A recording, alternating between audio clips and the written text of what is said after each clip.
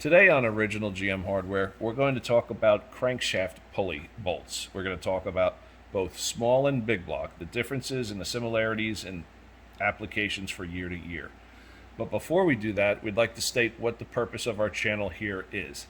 And that's to really help people that are restoring their cars be able to identify and understand with the knowledge that we've gained over the years that if they have the correct parts for their car or not. So with that said, we're going to start with the small block bolts, and the first ones we're going to do are the three silver ones up front here. They are for 1960 through 1968.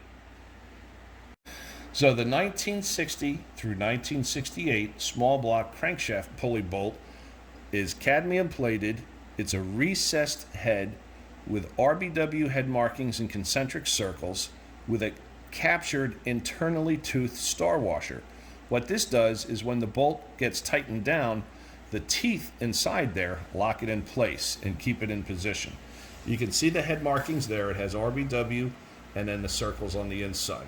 This bolt is just including the washer, 1/2 inch long. It's 3/8 24 thread, and it has a 9/16 hex head on it.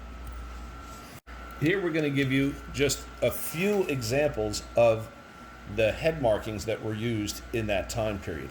Starting from right to left, you have E, you have GL, which is a G with an L on the inside of it, and E that's off-center. You can see the one on the right, the E centered, and the one here, the E is off-centered in the bolt. The next one is E in circles. The one next to that is RBW with no circles, and the final one is RBW with concentric circles. Starting in 1969, they moved to a different design bolt.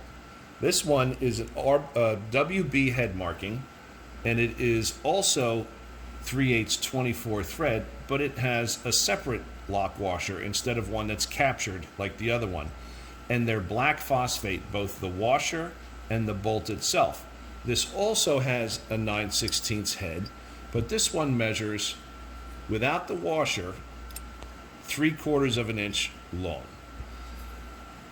Here's just a few examples of the head markings that were used on the 69 up small block balancer pulley. Starting from right to left, you have a small font WB, a larger font WB, O with a circle, RBW, D, TR, NAT, CH, Rockford, Dogbone, AS, L5, and another AS small font. Now we're going to talk about the big block crankshaft pulley bolts. From 1965 through 1969 or mid-1969, most big blocks used a cast iron crankshaft pulley.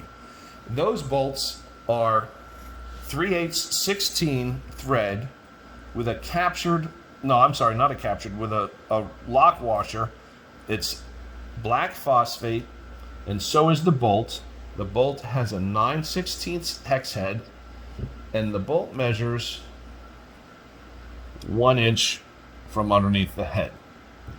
These are CH head marking on these. Starting in mid-1969, they went to a stamped steel crankshaft pulley, and when they did, the thickness of the pulley was not as great, so they changed the length of the bolt.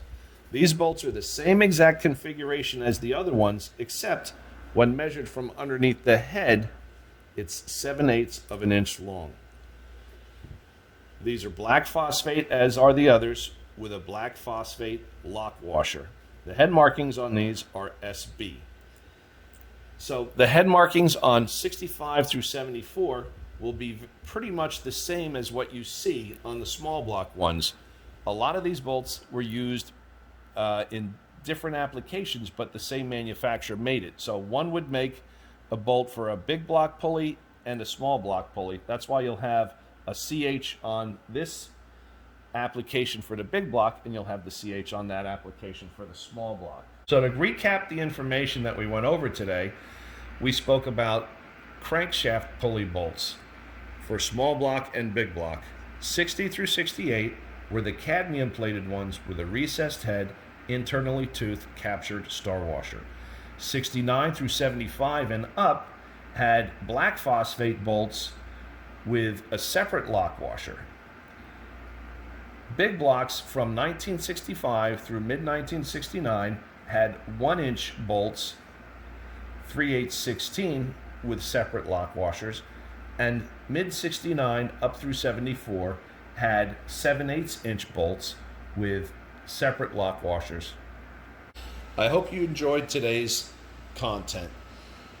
What we try to do is supply original hardware to people in the restoration community. And in order to do that, we need to go out and find some. So if you know of anybody that has a shop or a garage, or if you have leftover hardware from a restoration, let us know. We buy it either by the coffee can full or a 55-gallon drum full. That way we can restore it or keep it in the survivor condition if it is good, and then be able to get that back out into people who need to have that for their cars. So if you like this, make sure to hit like, subscribe to our channel, and if you have a question, please leave a comment with either a suggestion, your question, or whatever it might be.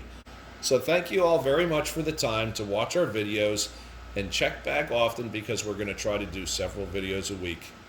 Thanks again, and see you next time.